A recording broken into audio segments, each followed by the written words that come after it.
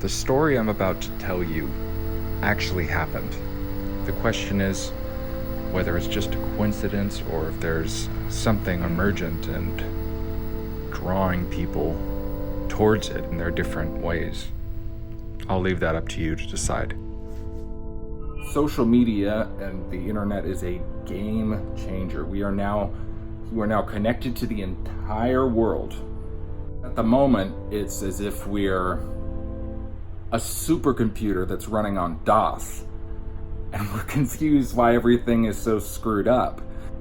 DOS was really good for its time. It was a breakthrough. The ideas of the baby boomers were a breakthrough. All my favorite stuff came from the baby boomers. But the reason that this is titled what it's titled is because, as many of you are no doubt aware, Eric Weinstein announced on Joe Rogan's podcast a few weeks ago now that he was creating a podcast called The Portal.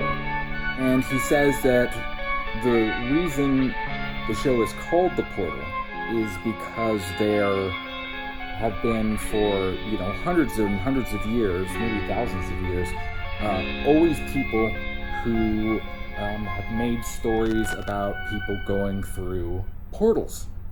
What was so weird about it was that the morning that I watched that episode of the Joe Rogan Experience, after a year and a half of writing and prep and just obsessing about this, I began production finally on a movie about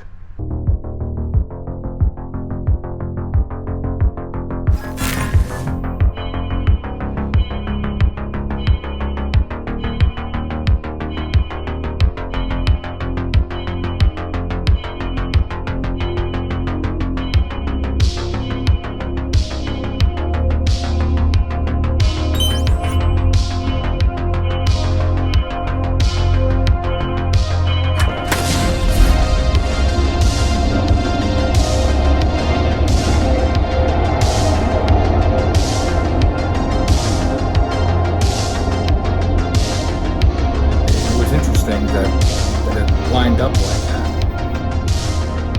A few days before, I had even been aware of the portal.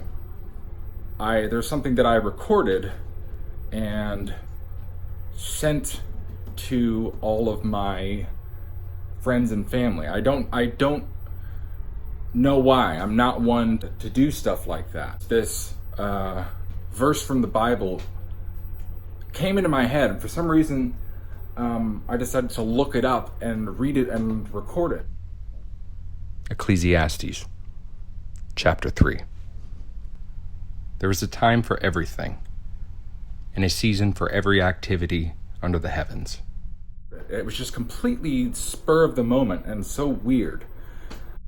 These are the texts that I sent out. As you can see, it says something like except 3, right? And you can note the date, July 3rd. I would have put ECC or something, and then it would have auto-corrected to that. Now, Weinstein's podcast was announced on that morning that I spoke of, but it didn't come out till several days ago. And I didn't get a chance to listen to it until yesterday. And what happened after that just floored me. We're living in a very strange moment where if you go back to Ecclesiastes and the inspiration for turn, there was an idea that there was a purpose to everything. And inclusion or exclusion were both needed. A time to kill, a time to die, a time to refrain from killing. Mm-hmm. There does seem to be sort of an absolutist mania in which it would be hard to imagine writing a song about a time to kill in the modern era.